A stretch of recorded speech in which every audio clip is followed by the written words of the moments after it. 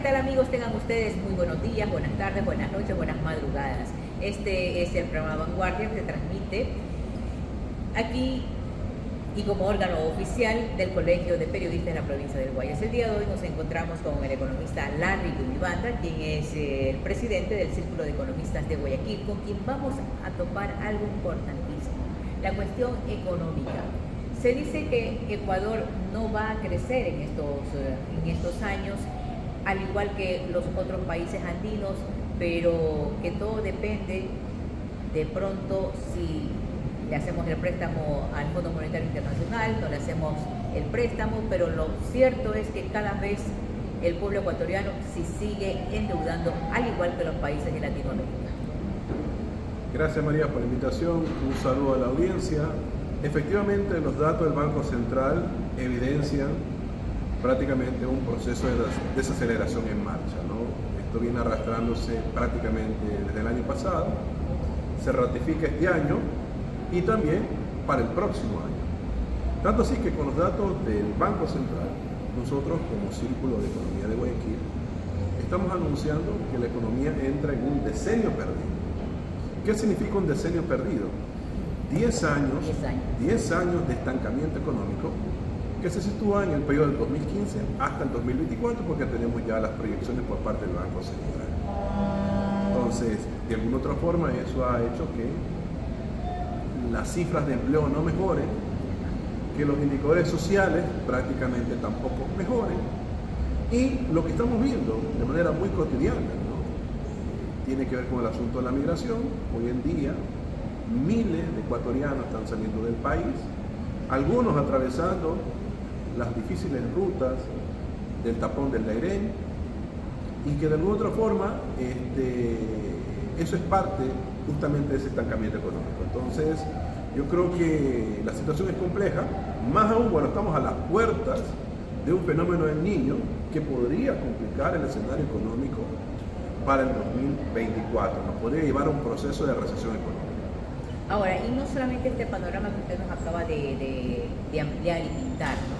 Y que a todos nos preocupa, es algo también preocupante lo que tiene que ver a la inseguridad, que ese es otro punto primordial, que va a veces cogido de la mano, la inseguridad con lo económico, porque si vemos un país que es inseguro, que tiene tantos problemas como en estos momentos está atravesando Ecuador, ¿quién va a querer invertir económicamente? Sí, evidentemente una de las causas de la inseguridad tiene que ver con condiciones socioeconómicas, ¿no?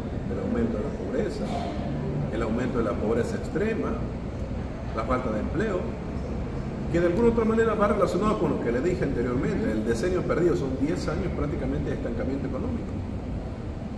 Entonces, yo creo que la ciudadanía tiene una percepción con respecto al tema de la inseguridad, que es el principal problema hoy en día, que aspiramos que, por ejemplo, los candidatos, porque yo creo que ya este gobierno que ya ha hecho su esfuerzo para ponerlo de alguna otra manera, pero necesitamos ideas nuevas, ideas frescas, y más que todo el tema de contundencia, ¿no? Contundencia para que los índices, por ejemplo, de inseguridad bajen en el país, porque no solamente están afectando a las familias, están también afectando al comercio, están afectando a los establecimientos, están afectando a la industria. Inclusive se habla hasta de vacunas para que puedan ingresar los barcos pesqueros, o sea, la situación es sumamente grave en ese sentido, pero... Grave y peligrosa. Grave y peligrosa. Entonces, de alguna otra forma, creemos que el próximo gobierno tome cartas en el asunto y realmente ponga la contundencia que se necesita para poder resolver estos problemas. Pero también estamos viendo que los candidatos a la presidencia de la República realmente estos temas coyunturales no los tocan. Vemos que es una campaña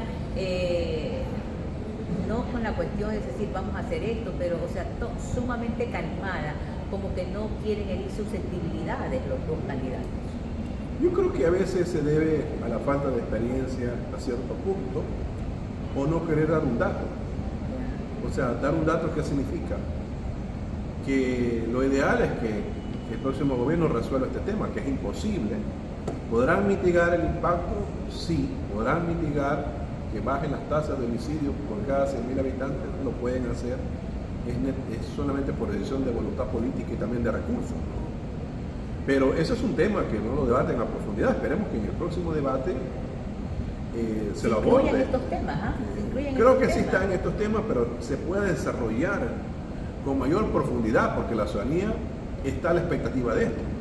El otro asunto también tiene que ver con el tema del fenómeno del niño, ¿no? Se aborda de manera muy general, pero ni siquiera existe, ni por el gobierno ni por el próximo gobierno, realmente una estrategia para poder abordar y también mitigar los impactos, porque no solamente tiene que ver con la lluvia, tiene que ver con los efectos colaterales que generan esas lluvias, las inundaciones, las enfermedades.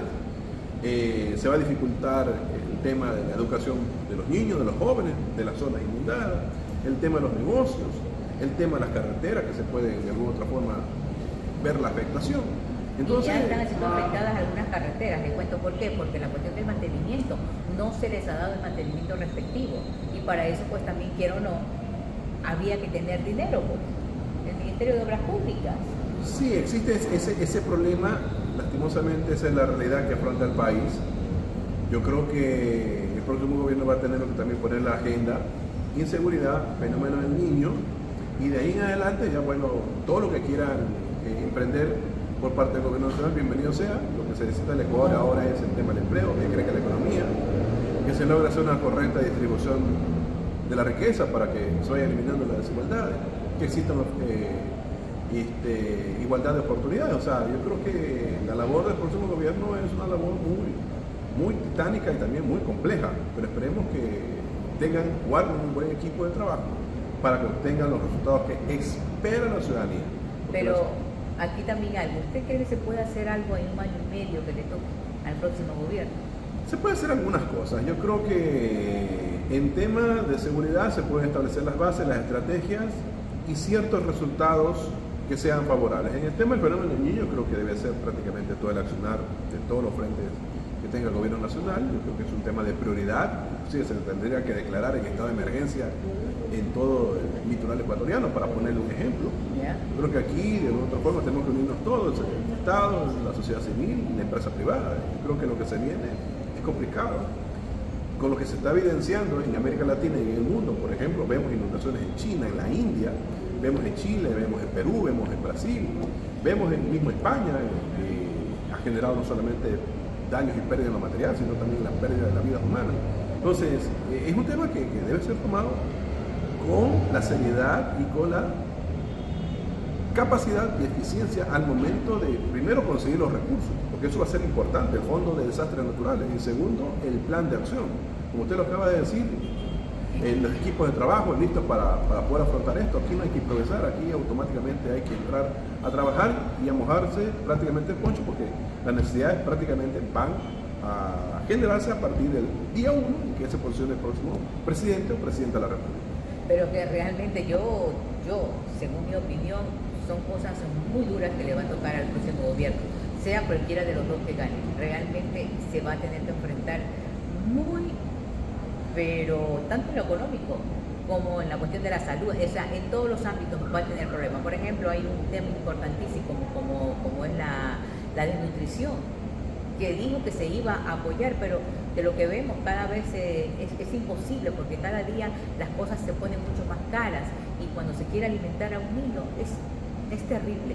Imagínense, estaban cerrando centros infantiles, donde a veces algunos padres ni siquiera tienen para dar el desayuno a sus hijos, y ellos iban o van a estos centros infantiles a dejar a sus niños para que por lo menos ahí les den de comer, porque como no hay trabajo, no hay un sinnúmero de cosas, porque se dijo que iban a crear fuentes de trabajo. Eran más o menos creo que si no me equivoco, eran como más de 2.500 empleos que iba a dar, y eran 500 empleos por año, pero lamentablemente esto no se ha dado. El asunto, como le dije, estamos prácticamente en un decenio perdido, que le había dicho, hay un deterioro de los indicadores sociales. Sí, de 10 años. Sí, entonces, ¿qué es lo que realmente debería hacer el próximo gobierno? Primero, organizar el presupuesto, ¿no? Darle prioridad a lo importante y a lo urgente. Yo creo que eso, por ahí debe el próximo presidente o presidenta de la República actuar, ¿no? El asunto que usted acaba de mencionar, el tema de la política social. El asunto es que la política social tiene que ser financiada, y se financia con impuestos. También se financia con los ingresos petroleros, y también se financia con deuda. Entonces, en materia de recaudación tributaria, para que aumente la recaudación tributaria, aparte de hacer los controles por parte del Servicio de Renta Interna para combatir la evasión fiscal, la economía tiene que crecer. Si el Banco Central dice que para este año la economía va a crecer al 1.5%, la población crece 1.6%. Ahí ya vamos viendo un desfase negativo para la economía. La población está creciendo más que la producción. Estamos hablando de este año y para el próximo año va a ser peor. El Banco Central dice que va a ser el 0.8% y la población sigue creciendo al 1.6%. Entonces, eso agrava la situación, por eso que es importante que no solamente se tenga que abordar el asunto de la seguridad, el asunto del patrimonio del niño, sino también el tema económico, la reactivación de la economía. Realmente se van a necesitar fuentes de financiamiento importantes. Nosotros hemos hecho un cálculo de aproximadamente unos 10.000 millones de dólares. Por lo tanto, a los equipos de gobierno del futuro presidente o presidenta van a tener, especialmente el Frente Económico, una labor titánica para conseguir el financiamiento. Porque si no, lastimosamente, los indicadores que ya pronostica el Banco Central se pueden mantener o se pueden agravar, y eso lastimosamente complicaría también lo social. Realmente que es bien complicado. Y también hay otro tema que justamente en redes estaba circulando, en que se afirma que la dolarización se pone en peligro porque los ciudadanos compran productos a través de Bitcoin. ¿Qué le parece? Yo creo que fue un lapso bruto de la candidata Misa González, a pesar de que ella es magíster en Economía Internacional de una universidad prestigiosa en España como la Universidad Complutense de Madrid. Pero el comercio a través de los duty free, que no son otra cosa que tiendas en donde se liberalizan el pago de impuestos, que están establecidos especialmente en los aeropuertos, que normalmente la gente de clase media hacen estas compras cuando se van de viaje y regresan y pasan por los aeropuertos y hacen la compra de algún perfume o de algún maquillaje, de alguna cuestión de uso personal, etc., ¿no? Pero el comercio de ese tipo de actividad es relativamente bajo, casi no tiene un peso importante en el volumen de la importación. Por lo tanto, no tiene nada que ver con el proceso de dolarización. Entonces, la dolarización, si bien es cierto, hasta el momento goza de buena salud. Yo pienso para mí, en la cuestión de la dolarización, que hay que mantenerla. Pero por porque supuesto. no nos ha dado muchísimo y ha crecido el Ecuador a través de la dolarización. Mire lo que está pasando en otros países. El 94% de la población está de acuerdo con el dólar, porque cumple las tres funciones del dinero, que es como medio de intercambio. La gente compra y vende mercancías, servicios. También sirve como unidad de cuenta, porque todo se establece en dólares. Aquí no va a conseguir cosas en pesos argentinos o en moneda, por ejemplo, de Perú. Aquí todo es en dólares. La economía está prácticamente dolarizada al 100%. Y la tercera, que considero la más importante, sirve como reserva de valor. O sea, usted puede guardar los dólares en la cuenta bancaria o los puede guardar en su casa, que al próximo año va a servir para comprar lo que usted quiera adquirir. Entonces sirve el dinero en el tiempo, y eso es lo que le da el plus a la dolarización. Entonces, miren lo que está pasando en Argentina. La gente no está ahorrando en dólares, perdón, no está ahorrando en pesos argentinos. Entonces está refugiándose en el dólar porque perdió una de las tres funciones del dinero como reserva de valor. Entonces la gente se refugia en una moneda fuerte como la dolarización, y tanto así que se está debatiendo en las elecciones en Argentina el asunto de la dolarización. En Venezuela también el 99% de los precios ya prácticamente se están comercializando en dólares. Entonces le está dando cierta estabilidad, porque el problema central, tanto para Argentina como para Venezuela, es el asunto de la inflación. Tener inflación del 200%, del 1000%, como en Venezuela, 30.000% en su momento, lesiona pues el bolsillo de las personas. Y cuando hablo del bolsillo de las personas me refiero especialmente a la clase media, a los más pobres. Es un impuesto escondido que se refleja en la capacidad adquisitiva, que cada vez compra menos con lo que tiene.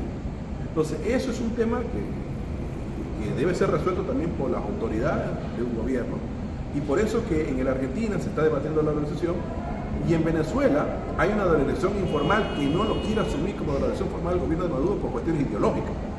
Pero en el Ecuador estamos dolarizados hace 23 años, pero tampoco se ha avanzado hacia un fortalecimiento real de la dolarización, que implica, para nuestro juicio, una reforma constitucional que elimine a dos instancias del gobierno, la Junta de la Política y Regulación Monetaria y Financiera y el propio Banco Central, y que se configure un nuevo esquema monetario que de alguna otra forma trate de blindar el proceso de dolarización del país. Insisto, el dólar vamos a tener por 50 años más porque la economía norteamericana y de alguna otra forma se proyecta en ese tiempo de ser la economía más fuerte a nivel global. Entonces nos permite de alguna otra forma tener esa confianza de que nuestro dinero al cabo de 20, 30, 40 años no se va a devaluar de manera vertiginosa y por lo tanto sirva para poder hacer la compra y venta de cualquier tipo de producto y en especial la compra de bienes de larga duración, como por ejemplo un vehículo o una casa. Queremos agradecerle al economista Larry Yumibanda, quien es presidente del Círculo de Economistas de Guayas, por haber aceptado esta entrevista. Gracias. Gracias, licenciada. Un abrazo cordial y un saludo especial al gremio del Colegio de Periodistas de Guayas y también a toda la audiencia. Gracias. Vamos a la pausa y regresamos con más.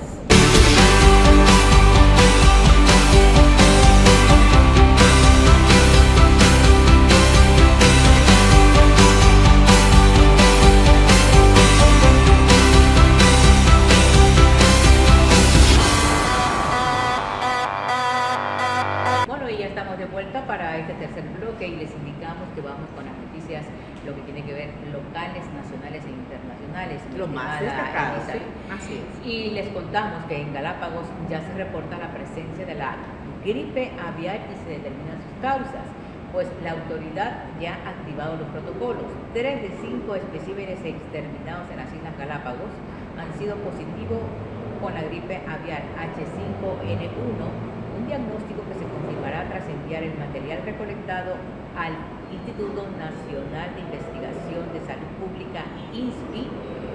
Así lo informaron la dirección del Parque Nacional Galápagos, y al examinar la presencia de aves muertas recientemente en varias islas de las Galápagos, anotó que el equipo técnico del Parque Nacional Galápagos y la Agencia de Control de Regulación de la Bioseguridad y Cuarentena para Galápagos trabajan en la toma de muestras y análisis de laboratorio para determinar la causa de muerte de estos animales. La Autoridad Ambiental Nacional en el archipiélago ha activado los protocolos de bioseguridad para reducir el riesgo de dispersión del virus. Entre las primeras acciones se dispuso el cierre de los sitios de visita donde se han detectado aves afectadas. Además, se emitió una comunicación a los operadores turísticos para fortalecer el proceso de desinfección, escuchen bien esto, desinfección de calzado y vestimenta al subir y bajar a otros sitios de visita terrestres. Desinfectar continuamente las áreas comunes al aire libre y los botes auxiliares que se usen para el desembarque de pasajeros. La dirección del Parque Nacional Galápagos y la ABG mantienen el monitoreo del hábitat y zonas de animación de las poblaciones de aves endémicas como pingüinos y cormoranes de Galápagos y despliega varios equipos hacia otros puntos del archipiélago para evaluar esta situación. Además, se ha solicitado a los guías naturalistas y operadores turísticos reforzar la observación y vigilancia del comportamiento de la fauna y reportar inmediatamente a la línea de emergencia establecida. Ve usted entonces, la gripe aviar ha golpeado a diferentes zonas del país. Recordemos en Cotopaxi, realmente ha golpeado muy duro. ¿Por qué? Porque esto implica de que hay aves como las gallinas, las ponedoras, ya ellas ya fueron sacrificadas y es por eso que se ha elevado el valor del huevo. O sea, ya ahora una cubeta de huevos que antes costaba $2.50, $3, ahora está costando $4.70, $4.50 y en algunos sectores $5 la cubeta de huevo. Imagínense ahora con esto que está pasando Galápagos, ¿cuánto costará? Bueno, acordemos también que en la época de la pandemia subió mucho el huevo, el limón, ciertos alimentos también, ¿no? Pero con esto, bueno, se ha focalizado en todo caso el problema, ¿no? Claro, es que, por ejemplo, en Cotopaxi les cuento, en Cotopaxi sacrificaron a muchas aves, lamentable porque las granjas, porque mira, las granjas, ellos encontraron que había allí y entonces, ¿qué es lo que hicieron? Simplemente sacrificar a esa cantidad de aves. Bueno, María, otro problema también que nos pone muchísimo a pensar y sin duda alguna es el problema del fentanilo. ¿Saben ustedes lo que también, es el ese es el fentanilo? fentanilo también, Bueno, que pensábamos que no iba a llegar aquí, pero ya llegó y ¿sabe dónde lo expenden? En la bahía. Ya está en toda América Latina. Esta es la droga que mata a unas 200 personas al día, por lo menos en los Estados Unidos, muchos de ellos latinos, y que sin duda ha puesto en alerta a toda la región. México es uno también de los puntos centrales del tránsito de la droga sintética, que junto a China ya es el principal productor y proveedor a los Estados Unidos de América. Se presume que ya hay un consumo también de este opioide en Panamá y en República Dominicana. También en Colombia recientemente se han encendido las alarmas en la ciudad de Medellín por la presunta combinación de fentanilo de Tusibi. Brasil también, por ejemplo, tiene el panorama más difícil, pues durante el Carnaval del Río se encontraron laboratorios de producción de drogas, también sintéticas, y entre ellas está considerada también el fentanilo. A pesar de este fuerte control de los opiáceos en Brasil, el fentanilo parece estar rondando y ya distribuyéndose por correo, señores. Mucha atención, al cual, como ya ocurre en los Estados Unidos. Así que aquí en Ecuador, mucha atención, por favor. La empresa de correos del Ecuador debe estar muy atenta, las agencias de viajes, las líneas aéreas, para hacer un cacheo, se puede decir así, ¿no? Un control mucho más amplio en cuanto a esta droga, mi querida María. Sí, y también algo que llamaban y pedían, por ejemplo, los exportadores de banano eran los escáneres. Ahora, revisando la prensa, nos encontramos que el director general del Servicio Nacional de Aduana, Ralph Suástegui, ha indicado que desde el 17 de mayo del 2023 ya los escáneres van a transparentar dónde es la contaminación.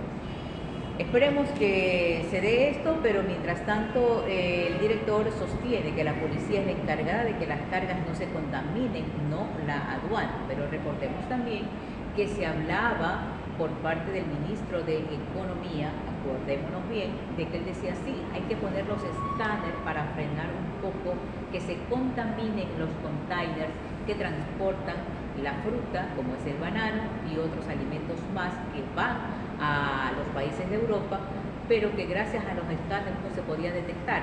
Ahora nos dicen de que ya van a tener estos escáneres, y felicitaciones entonces, porque así de una manera fortalecen a lo que es a los sectores exportadores. Bueno, mi querida María, olvidémonos un poquito también de noticias malas. Vamos a hacer un pequeño y breve viaje por las noticias buenas. ¿Qué te parece? A ver, las noticias buenas también es por importante, primera... pero también les recordamos que es importante esta cuestión de los escáneres, porque recordemos que donde más divisas nosotros conseguimos es a través del banano, el camarón, las rosas, el cacao. Entonces donde se contaminan, ya después nos prohíben el ingreso de nuestros productos a Europa. Exactamente. Bueno, las noticias buenas sí existen, y aquí están, por supuesto. A ver, ¿cuál es la buena? En vanguardia, por primera vez en la historia de Malawi, una mujer ha sido elegida presidenta del Parlamento. ¿Usted sabía eso? Me parece muy bien. Bueno, excelente. Esther Challenge ha cancelado también más de 1.500 matrimonios. Escuche bien. A ver, ¿por qué? Usted me dirá, ¿por qué? Con menores de edad, y las ha enviado de vuelta a la escuela. ¿Qué le parece? Excelente. Mira tú, preocupándose por la población infantil. Así es. Otra noticia buena, mi querida María: los donantes suecos reciben un texto de agradecimiento cada vez que su sangre salva a la gente. Qué bien, ¿ah? Qué bonito, ¿no? Tú es lo menos, incentivar la donación. Lo menos que esperas es que te agradezcan por salvar vidas, sin duda alguna. Otra noticia importante y bonita también, gracias a la ley de especies amenazadas, la población de tortugas marinas casi en peligro de extinción ha aumentado en un 980%. Miren ustedes, estos albergues de, por ejemplo, de las tortuguitas, ¿no? De los Galápagos, cuando los recogen y los mantienen y les dan supervivencia, miren ustedes cómo pueden llegar a reproducirse de tal manera, ¿no? Para salvar la especie, ¿no?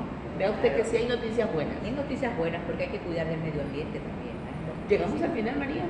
Yo creo que ya estamos llegando a la parte final, y nosotros queremos agradecerles a ustedes por su sintonía y también darles a conocer hacer que nos den un like Así para es. seguir creciendo. Queremos seguir creciendo y recuerden que ustedes con su like nos ayudan, por supuesto, a cada día ser mejor. Comparte esta información, comparte este programa, regálanos like y también suscríbete a todas nuestras redes sociales. Estamos en YouTube, estamos en Facebook, estamos en Instagram, estamos en X y ya mismo, próximamente estaremos En TikTok, María. Así es, que tengan ustedes Nos un buen vamos. día. Chao, chao. Hasta la próxima.